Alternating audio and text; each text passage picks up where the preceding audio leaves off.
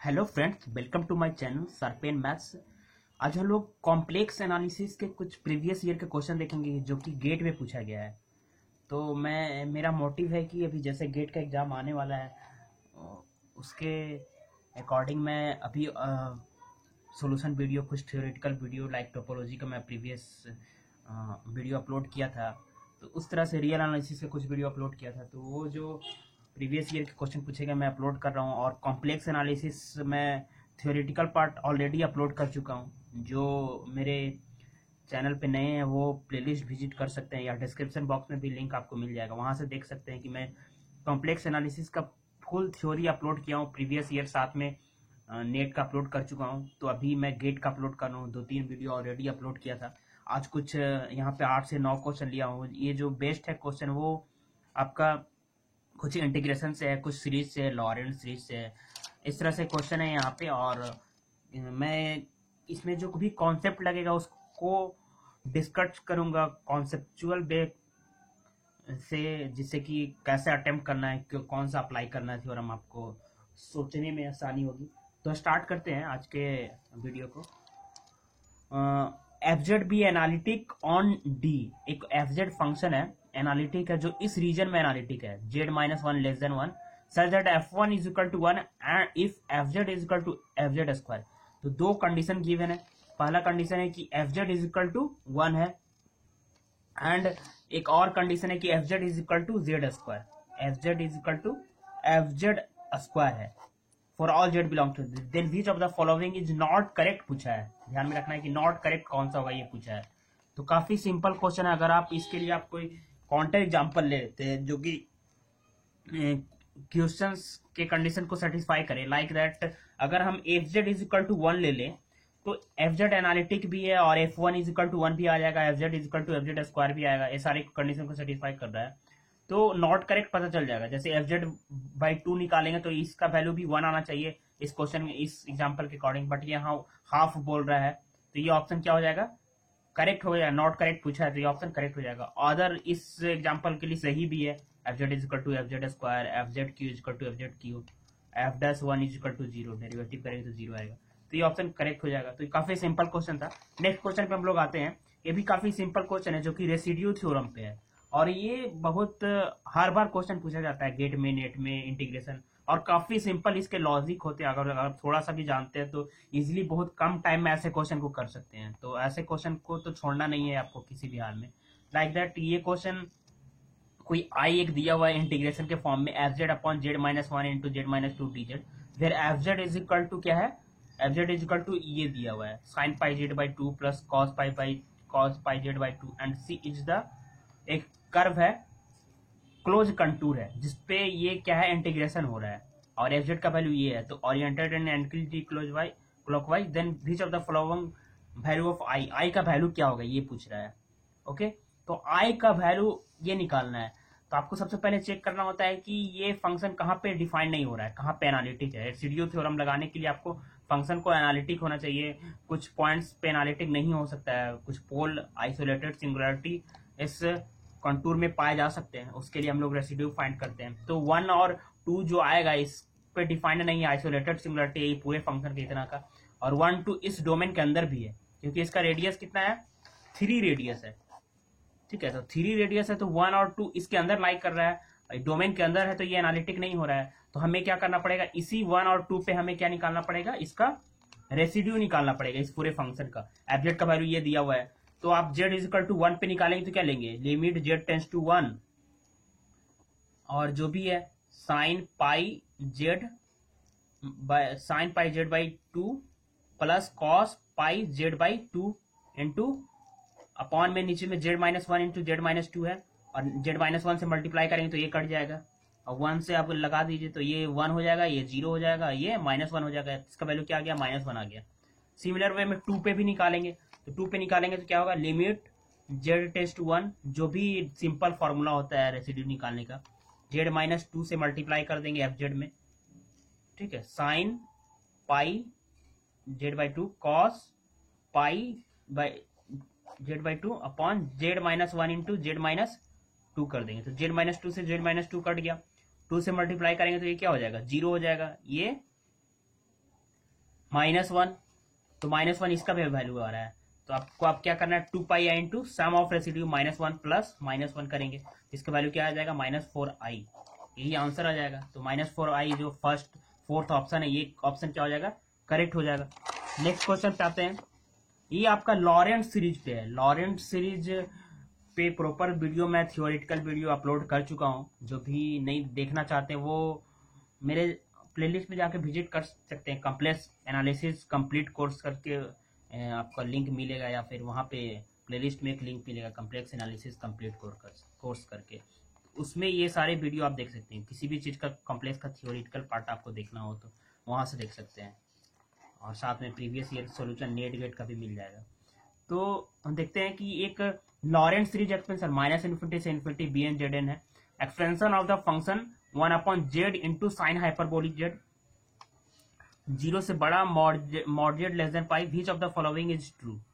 ठीक है, तो आपको क्या करना है, निकालना है b-2 की वैल्यू। b-2 का मतलब क्या हो गया, 1/z² का कॉफिशिएंट। b0 का मतलब क्या हो गया, कांस्टेंट टर्म जो आएगा इसके एक्सपेंशन में। ठीक है, इसमें क्या होगा, कुछ प्रिंसिपल टर्म भी आएगा, यानी कुछ नेगेटिव पावर इंटीजर भी आएगा, कुछ पॉजिटिव पावर इंटीजर आएगा इसके एक्सपेंशन में। साइन हाइपरबोलिक जेड का एक्सपेंशन जानते हैं। ठीक है, तो मैं अभी करूंगा। तो वहां पे b0 का मतलब ये हो गया, b2 का मतलब हो गया कि z² का कॉफिशिएंट। उसी तरह ये सारे ऑप्शन किया है, b4 का वैल्यू दिया हुआ है, b2 का, b0 का दिया हुआ है। तो जैसे देखते हैं, ये आप 1/z साइन हाइपरबोलिक जेड का एक्सपेंशन क्या होता है, z plus z³ plus z5/5 z7/7 इस तरह से होता है। ठीक है, तो अपॉन जेड कॉमन लेंगे तो z² 1/z² प्लस z4/5 इस टाइप से आएगा। ज्यादा टर्म को हमें जरूरत पड़ेगा नहीं, इसको ऊपर ले जा सकते हैं, क्योंकि आप 1 प्लस इसको z मान लेंगे तो 1 + z⁻⁻1 का हमें पावर एक्सपेंशन आता है, फॉर्मूला याद होगा। 1/z² 1 प्लस z² z4/5 इस टाइप का टर्म का एक्सपेंशन करना है। तो क्या होगा, 1/z², ये हो जाएगा 1 - z² माइनस z4/5 समथिंग। फिर यहाँ पे आएगा माइनस, अल्टरनेट करके चलेगा, तो यहाँ पे माइनस हुआ तो प्लस आएगा। फिर इसका होल स्क्वायर होगा तो z4/3 समथिंग जितना भी है उसका होल स्क्वायर हो जाएगा। ठीक है, तो अभी हमें देखना है कि अगर हमें b-2 निकालना है तो b-2 किससे मिलेगा, 1/z² से मिलेगा, यानी b-2 z² का कॉफिशिएंट इसी से मिलेगा, इन दोनों को मल्टीप्लाई करने से। अदर तो ऊपर में पावर में है जेड में, तो ये क्या आ जाएगा, b-2 का वैल्यू 1 आ जाएगा। ठीक है, तो b-2 का वैल्यू 1, तो फर्स्ट ऑप्शन में मिल रहा है b-2 का वैल्यू 1, और b-2 ये ऑप्शन गलत हो जाएगा, b-2 0 बोल रहा है। ठीक है, तो फर्स्ट ऑप्शन एक डिस्कार्ड हो चुका अभी तक। अब हम लोग b0 निकालते हैं। b0 किससे मिलेगा, जिसका कांस्टेंट टर्म कौन सा आएगा, ये देगा, क्योंकि z² से z² कटेगा तो ये -1/6 आएगा। ठीक है, और ये होल स्क्वायर पावर 4 आएगा तो इससे आएगा नहीं, तो -1/6 ही क्या आएगा हमारा, c0 टर्म आएगा, b0 टर्म जो भी कांस्टेंट है। ठीक है, तो ये आ गया बी ऑप्शन। b2 निकालेंगे तो b2 के लिए कौन सा टर्म आएगा, जो कि z² का कॉफिशिएंट निकालना है। तो z² यहां से भी मिलेगा, क्योंकि z4 है तो इससे मल्टीप्लाई करेंगे। ठीक है, और इससे भी मिलेगा, ये पावर होगा तो z⁴/3² फैक्टोरियल 3² यानी 36, तो ये हो जाएगा आपका -z² इंटू 1/5 प्लस ये क्या होगा 1/3 यानी 6 का होल स्क्वायर 36 ये होगा। तो यहां से z² का कोएफिशिएंट निकाल सकते हैं हम लोग, इसको सॉल्व करके हम समथिंग निकालेंगे तो ये आ जाएगा। जैसे ये इसका वैल्यू कितना होगा, 120 36।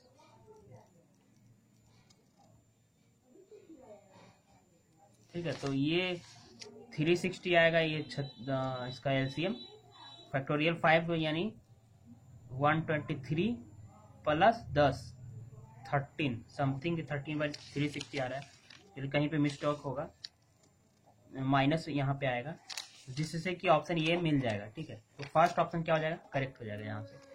तो इस तरह से ऐसे क्वेश्चन को कर सकते हैं। नेक्स्ट क्वेश्चन पे आते हैं, काफी सिंपल है, इस टाइप का क्वेश्चन और भी पूछा गया है। जैसे ये imaginary part of possible value of ln root I, तो मेन आपको यहाँ पे जो करना होता है वो आप रूट आई को आपको एक्सपोनेंशियल टर्म में लिखना होता है, जिससे कि आप इसको ln और एक्सपोनेंशियल को एलिमिनेट कर देंगे। जैसे ln रूट आई है, ठीक है, तो इसको क्या लिख सकते हैं, ln I pi by 2 to the power 1/2 हो जाएगा। आई को e to the power I pi by 2 लिख सकते हैं, तो cos pi by 2 0 plus I sine pi by 2 1, root को 1/2 लिख दिए। तो इसको और फर्दर प्रोसीड करेंगे तो लिखेंगे 1 आई पाई बाई 4 लिखेंगे। ठीक है, तो ये क्या हो जाएगा, इसका वैल्यू पाई बाई 4 ओवरऑल आ गया। ठीक है, तो पाई बाई 4 आंसर इसका हो जाएगा। तो काफी सिंपल क्वेश्चन था। इस टाइप का एक और क्वेश्चन में ये नेक्स्ट आता हूं हम लोग। नेक्स्ट क्वेश्चन जो है ये आपका fz और gz दो फंक्शन दिया हुआ है, तो ये जो है लिंक टाइप है, जिससे कि एक क्वेश्चन को सॉल्व कीजिएगा तो उसका यूज सेकंड में होगा। तो ऐसा क्वेश्चन ग्रेड में पूछा जाता है। तो जैसे देखिए आपकी fz दिया हुआ है, फंक्शन बोल रहा है कि residue of fz at its pole is equal to 1, then the value of alpha पूछ रहा है। ठीक है, और फिर इसी का यूज जैसे इसमें करेगा, अगर आप अल्फा इसका नहीं निकालेंगे तो इसको सॉल्व नहीं कर पाएंगे। जैसे ये बोल रहा है for the value of alpha obtained GZ is not conformal at a point, तो अल्फा आपको निकालना पड़ेगा, तभी आप जीजेड इस क्वेश्चन को सॉल्व कर सकते हैं। तो ये सिंपल है, आपको 1 पे 1 इसका एक पोल है, दो ऑर्डर का पोल है, जेड माइनस 1 का होल स्क्वायर है डिनोमिनेटर में, दो ऑर्डर का पोल है 1 पे। तो इसको रेसिड्यू निकालते हैं हम लोग, जेड इज इक्वल टू 1 पे, सॉरी बोल रहा है residue of F Z at its pole is equal to 1, यहाँ पे जेड प्लस 1 का होल स्क्वायर है। तो residue at of F Z at its pole, इसका पोल कितना है, -1 आएगा। -1 पे इसका रेसिड्यू 1 बोल रहा है, तो -1 दो ऑर्डर का रेसिड्यू कैसे निकालते हैं, limit Z tend to -1 Z plus 1 whole square, Z square plus alpha Z, Z plus 1 का होल स्क्वायर। ठीक है, और इसमें क्या करना पड़ेगा, एक बार डेरिवेटिव भी करना पड़ेगा। ठीक है, तो ये कट जाएगा, एक बार डेरिवेटिव करेंगे तो 2z plus alpha limit z tends to -1, तो क्या होगा, -2 plus alpha is equal to 1, तो यहां से अल्फा का वैल्यू क्या आ गया, 3 आ गया, तो अल्फा 3 आंसर हो जाएगा, डी ऑप्शन। इस तरह से ये क्वेश्चन करना था। अब इसी अल्फा का यूज यहाँ पे कर लेना, और ये पूछ रहा है कन्फॉर्मल, तो कन्फॉर्मल के बारे में पता होना चाहिए। यहाँ पे आपको क्लियर हुआ होगा कि दो ऑर्डर का डेरिवेटिव का फॉर्मूला क्या होता है, एम ऑर्डर का डेरिवेटिव का फॉर्मूला होता है dm-1 dz to the power m-1, वहां में फैक्टोरियल m-1 से मल्टीप्लाई भी करते हैं, और z माइनस जिस पॉइंट पे सिमिलरिटी है, पोल है, उसका पावर मल्टीप्लाई करके एफ करते हैं और लिमिट लगाते हैं यहाँ पे। तो यही मैं यूज किया हूँ यहाँ पे। और कन्फॉर्मल बोल रहा है कि कन्फॉर्मल नॉट कन्फॉर्मल, तो नॉट कन्फॉर्मल, कन्फॉर्मल मैपिंग अच्छे से मैं अपलोड कर चुका हूँ वीडियो। नॉट कन्फॉर्मल के लिए क्या होना चाहिए, derivative of F Z not equal to 0 होना चाहिए। जिस पॉइंट पे डेरिवेटिव का वैल्यू क्या हो जाए, जिस पॉइंट पे डेरिवेटिव का वैल्यू 0 हो जाए, उस पॉइंट पे फंक्शन कन्फॉर्मल नहीं होता है, और साथ में एनालिटिक भी होना चाहिए। तो जीजेड क्या है, sine Z minus pi point 2 alpha, alpha का वैल्यू कितना आया, 3 आया, तो यानी 6 Z sine hyperbolic Z minus pi by 6, इसको नॉट कन्फॉर्मल दिखाना है, यानी G dash Z not equal to 0 दिखाना है आप। ओके, जी डैश जेड 0 कर, जी डैश जेड इक्वल टू 0 करके आप सॉल्व कर लीजिए। जिस पॉइंट पे इसका डेरिवेटिव 0 आएगा वहीं पे ये क्या हो जाएगा, नॉट कन्फॉर्मल। तो इसका डेरिवेटिव करते हैं तो क्या आएगा, cos hyperbolic Z minus pi by 6 आएगा, इज इक्वल टू 0 कर दिए। तो ये कॉस 0 कब होता है, cos hyperbolic Z minus pi by 6 को हम लोग क्या लिख सकते हैं, cos I Z is equal to cos hyperbolic Z होता है, इसको cos I Z minus pi by 6 लिख सकते हैं, इज इक्वल टू इसकी वैल्यू क्या लिख सकते हैं, और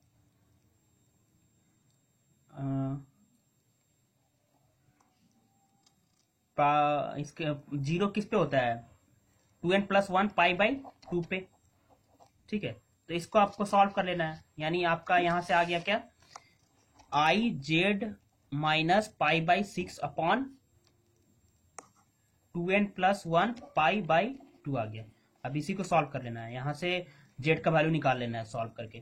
तो I Z is equal to 2n+1 pi by 2 plus pi by 6, यहां से जेड का वैल्यू निकाल सकते हैं इजीली, ठीक है। तो ये क्या हो जाएगा, 3n+1 प्लस 3 पाई, तो 4 pi plus 6n upon 6 something I से। तो इस तरह से ऑप्शन आप मैच कर सकते हैं।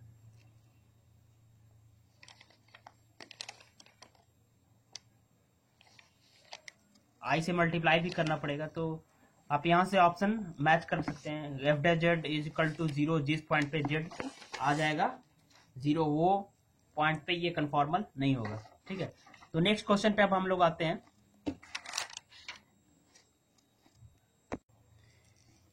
एक फंक्शन दिया हुआ F Z is equal to Z minus I, क्या है, Z minus I upon I Z plus 3, ठीक है। तो ये 3i पे क्या होगा, डिफाइन नहीं होगा, तो वो डोमेन से बाहर इसलिए रखा है। तो which of the following statement is false, कौन सा फॉल्स है ये पूछ रहा है। तो F Z is conformal on इतना, एफ जेड अगर कन्फॉर्मल इतना पे है, ओके, तो डेरिवेटिव नॉन जीरो आएगा सारे पॉइंट पे। तो हमें क्या निकालना है, F dash Z is equal to 0 निकाल के देखते हैं, एफ डैश किस पॉइंट पे ये 0 आता है कि नहीं, सी के किसी पॉइंट पे। अगर किसी पॉइंट के सी पे ये 0 आ जाएगा तो बोल देंगे कि ये ऑप्शन क्या है, फॉल्स है, क्योंकि उस पॉइंट पे ये कन्फॉर्मल नहीं होगा, क्योंकि डेरिवेटिव 0 हो रहा है। डेरिवेटिव नॉट इक्वल टू 0 होना चाहिए कन्फॉर्मल होने के लिए। तो इसका डेरिवेटिव करते हैं, I Z plus 3 into 1 minus Z minus I, यहाँ प्लस हो जाएगा, into I upon I Z plus 3 का होल स्क्वायर।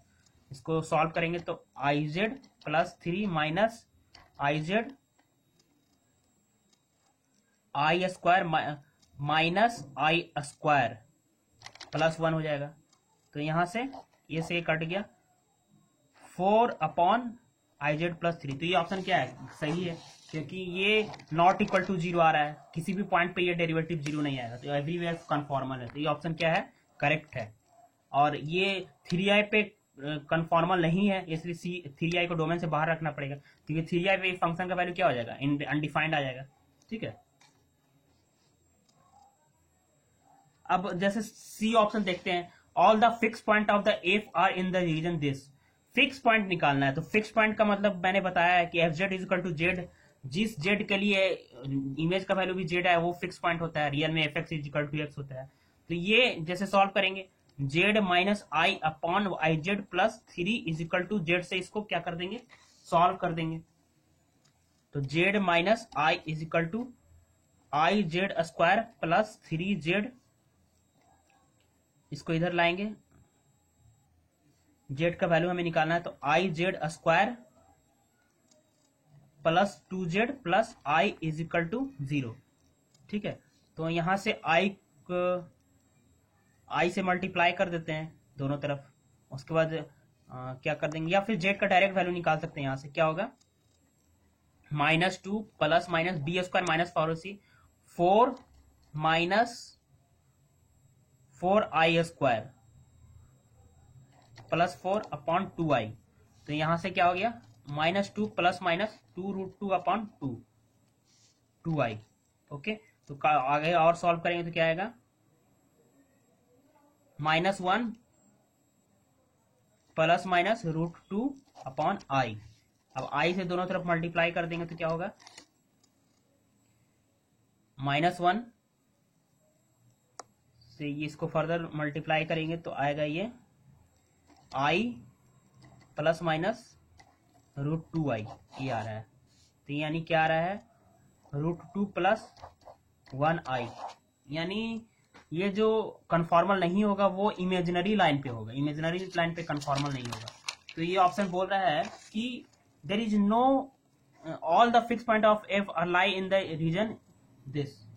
सही बात है, क्योंकि ये रीजन जो है इमेजिनरी पॉइंट ऑफ जेड इसका क्या है पॉजिटिव ही है, इसी पे ये कन्फॉर्मल नहीं होगा। All the fix point fix point इसका क्या होगा, यही होगा, इमेजिनरी पॉइंट होगा। तो ये ऑप्शन भी करेक्ट है, यानी ट्रू स्टेटमेंट है। तो ये भी गलत है, ये भी गलत है। There is no straight line. दो ऑप्शन जो बच रहा है मैपिंग से रिलेटेड है। फर्स्ट सेकंड ऑप्शन जो बच रहा है वो ये बोल रहा है कि मैप जो सर्किल को सर्किल पे मैप करेगा, और थर्ड ऑप्शन बोल रहा है no straight line in this which map on to straight line. कोई ऐसा स्ट्रेट लाइन नहीं होगा जो कि ये मैप उसको स्ट्रेट लाइन पे ही भेजेगा। तो इसको आप कैसे करना है, इस क्वेश्चन को आप ऐसे कर सकते हैं। ये जो है क्या है बाइलिनियर ट्रांसफॉर्मेशन है। Okay, A Z plus B C Z plus D type का है। बाइलिनियर ट्रांसफॉर्मेशन जो है स्ट्रेट लाइन को स्ट्रेट लाइन पे भी मैप करता है।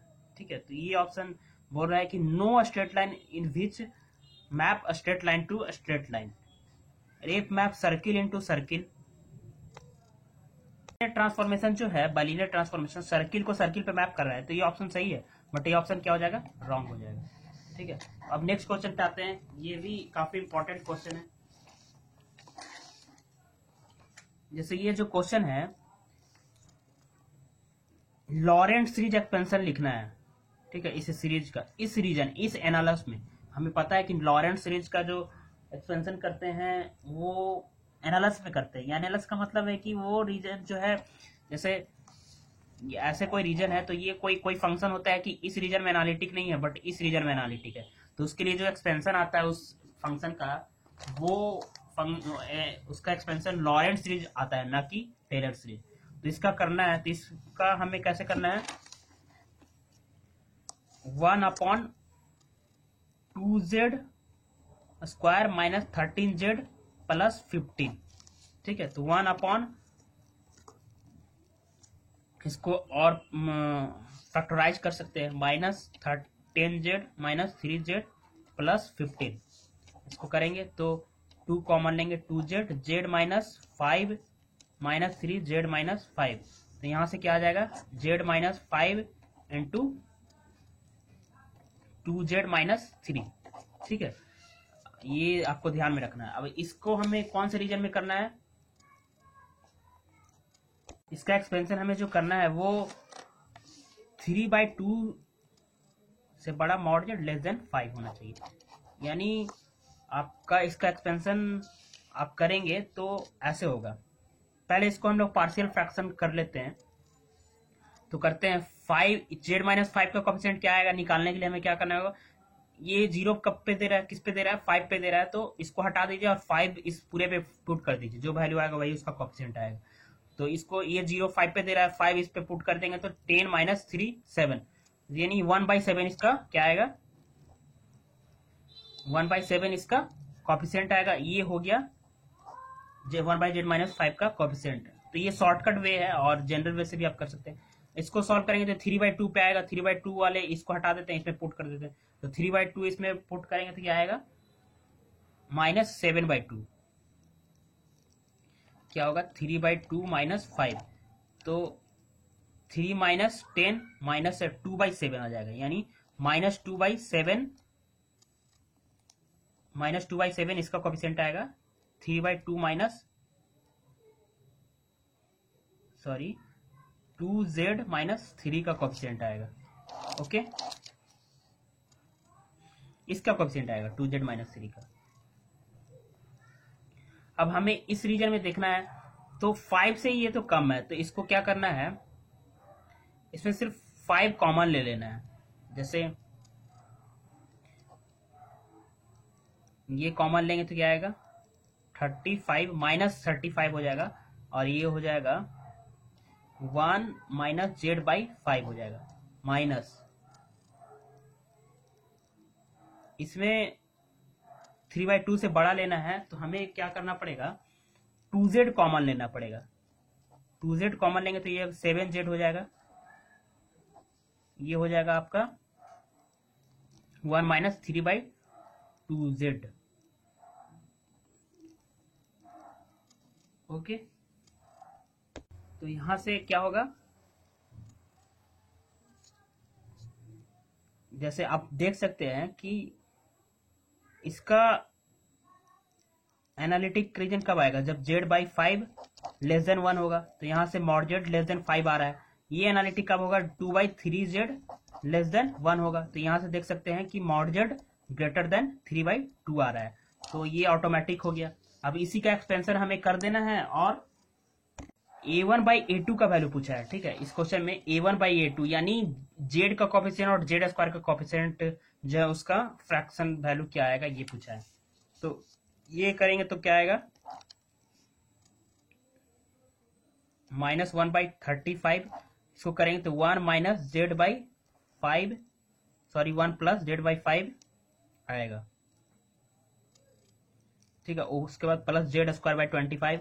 इसका करेंगे तो क्या आएगा, -2/7z 1 प्लस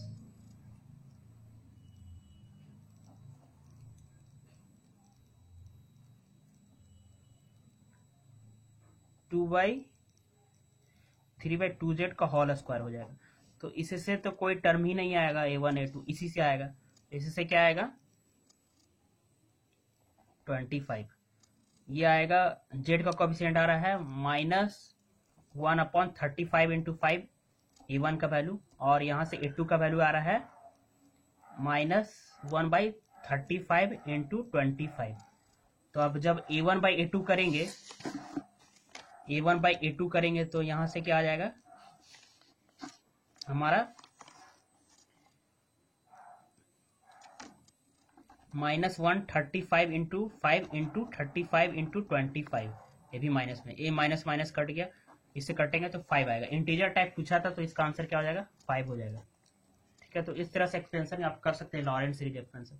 एक और क्वेश्चन मैं सिंपल लिया हूं, ये जो है इसका प्रिंसिपल वैल्यू पूछा है। तो इसको आपको क्या करना पड़ेगा, पोलर फॉर्म में कन्वर्ट करना पड़ेगा। ठीक है, पोलर फॉर्म में इसको एक्सपोनेंशियल फॉर्म में लिख के, और इसका इमेजिनरी पार्ट और रियल पार्ट उससे क्या हो जाएगा, सेपरेट हो जाएगा। जैसे -1 को हम लोग क्या लिख सकते हैं, e⁻i लिख सकते हैं, इनटू -2i/π है, तो पाई से पाई कट गया, ये क्या हो गया, e⁻2 हो गया, टाइप से आ जाएगा। तो ये सारे क्वेश्चन थे। आपको अगर किसी इस टाइप का और क्वेश्चन में डाउट हो, मैं और प्रीवियस ईयर का क्वेश्चन जो अच्छे अच्छे क्वेश्चन है कॉम्प्लेक्स एनालिसिस का मैं अपलोड करूंगा। आप भी अपना डाउट कमेंट बॉक्स में बता सकते हैं कि इस टाइप का क्वेश्चन और अपलोड करना है। क्वेश्चन मुझे भेज सकते हैं कमेंट बॉक्स में पिक लेके कि कॉम्प्लेक्स में इस टाइप का क्वेश्चन में प्रॉब्लम होता है, तो मैं वो सारे क्वेश्चन का सोल्यूशन अपलोड करूंगा। या कोई टॉपिक लगता है आपको छूटा हुआ है तो बता सकते हैं। तो थैंक यू फ्रेंड्स।